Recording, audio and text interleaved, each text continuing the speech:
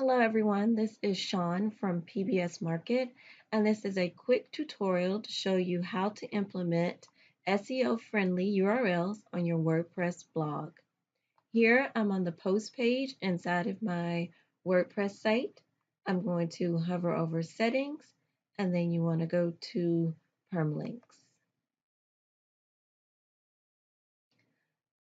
From here, you simply want to go to Common Settings and select the option that says Post Name. And here it gives you an example on PBS Market. An example is https pbsmarket.com and then sample post. And this will be what you select when you are creating the post. And then you hit Save Changes. And there you have it. You have now implemented SEO-friendly URLs on your WordPress blog.